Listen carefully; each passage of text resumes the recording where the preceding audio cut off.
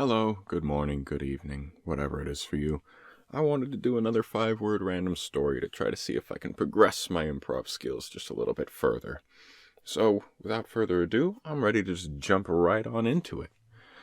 Looks like today's words will be desert, federation, sweat, symbol, and uncertainty. Okay, well, that'll be interesting. Here we go. A story about whatever this is. The golden sand reflected poorly the heat of the desert. You wouldn't have expected it to be so blazing hot when you just looked at the mere color of yellow. It should have been tinted pure red, or perhaps black, with the way everything was singed over the world. It didn't help that the entirety of the home base was made of iron or steel, so the heat just resonated up from the callous, hot steel below them. Everywhere you went was either iron, steel, or sand, and none of them kept out the heat quite as well as any other material could. Everybody always had their water on them, but it didn't keep them from sweating bullets every single time the sun grazed through the clouds once more. A single scavenger stared over the land past what they knew, past the iron, past home. At this point, it seemed as though things might finally settle down, that after all the work and stress, eventually they might have some peace. This was uncertain, however. Why? For a reason I'm about to find out. As scavenging goes, you leave, you find something, and you come back. But the untold hero of the scavenger has to deal with an even bigger problem, one that lies within their very craft. The more you leave, the more you scavenge, the further you have to go the very next time, which makes it a little bit more difficult to warrant traveling all that way. Without any kind of renewable resource, the base had begun to fumble. With what they had gathered recently, they had enough food, enough shelter, and enough water to be able to sustain the 100 or so people that survived in the desert now. Without contact to the outside world, they would... Without contact to the outside world, they would surely perish. Unfortunately, they didn't have that kind of resource either, so it seemed the only thing that they could do was push further and further until they found what they needed out on the outskirts of the desert. No one had ever seen the end. At this point, half of them had been raised here. No one had ever moved beyond the Federation's grasp. The Gold Sand Federation had been here as long as anyone could remember. Out of necessity. Out of survival. The places outside the desert were no longer home to friendly faces or lovable creatures. No, those places were dominated by creatures far more powerful than man himself. And thus, mankind shed back into the desert, a place where few wanted. They took what scraps they could get on the survival of their planet. But it cost them dearly. They hadn't heard back from many other bases in a long time. After their communication system went down, they've been isolated, stranded, the golden sand around them, ringing them in. However, this one scavenger took it upon themselves and said, no more. They tried to assemble a crew, but no one else dared. They tried to get support, but the idea was asinine. They would find the end of the desert, or they'd find another base trying. To find another group of people, to find supplies, some way to restore their communications, to get back online. That was the only hope these people had left. Everything around them was already barren to begin with, but now, with the increased scavenging, there was nothing left at all.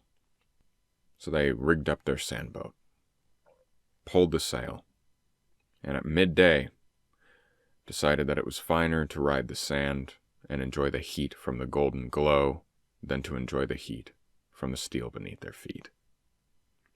They left behind the some 2-mile encampment of steel and protective home, and they tore off into the sand, hoping to find something. They found themselves coursing through the sand, swishing back and forth, riding whatever mound they could, saving the most work possible for the air to have to give them. They were living on a whim. Should the wind stop? Well, they'd have to walk. Should the air grow cold? They would have to freeze.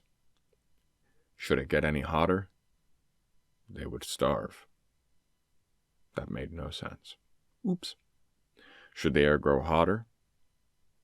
Well, I guess that's more food for the next scavenger that comes out. That's dark. This is a hard one. So right out into the sand they did. I don't know where to take this.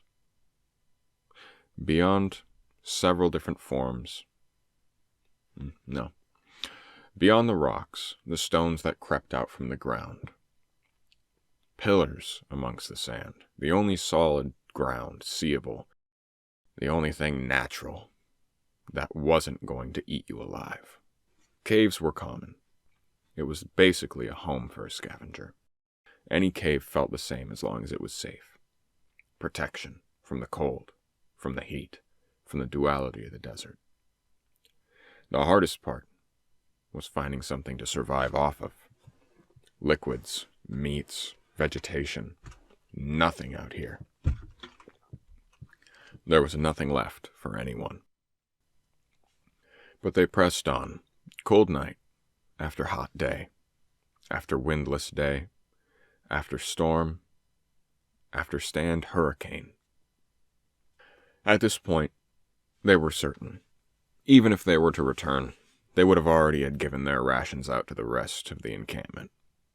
At this point, they knew they should have been dead, but they pressed further and further and further, until one day, they saw a similar sight.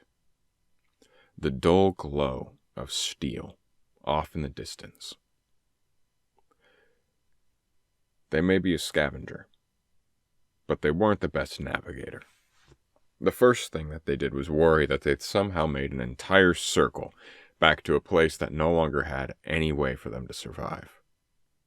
But then they saw something different. A symbol other than their own. The golden sand encampment was far from the same size as this. No. There appeared to be a tree, water, something on the flag. And they remembered hearing from the communications expert something about a clan oasis. Okay, where was I? Sorry about that phone call.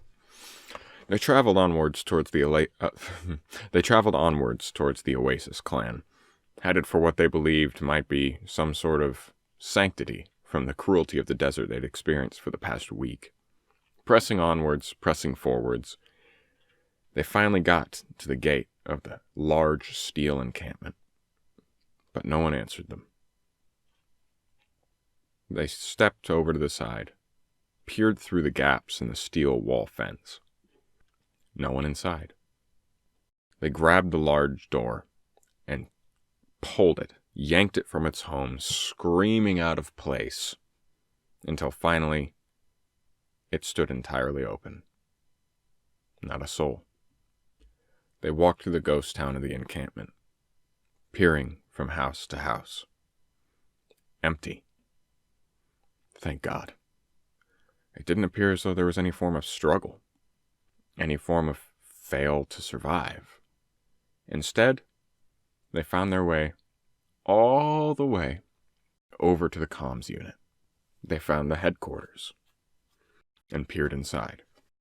The only thing left in there was a note. No words, nothing, but coordinates. Coordinates to a location on the outskirts of the desert.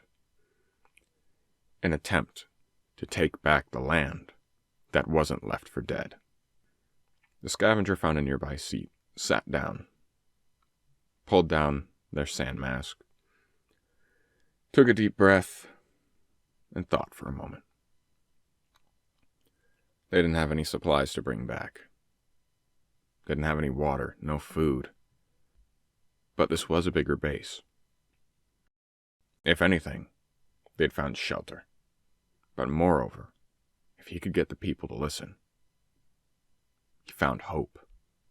Hope of pressing back into a world that wasn't so cruel. Hope of taking back the land outside the desert. Staying there one night, and no more. The scavenger tied up all their belongings, stuffed back whatever they could scavenge out of the area onto their skitter. Not a skitter. It's a sandboat. They tucked all their belongings back onto their sandboat and tore off back towards their home.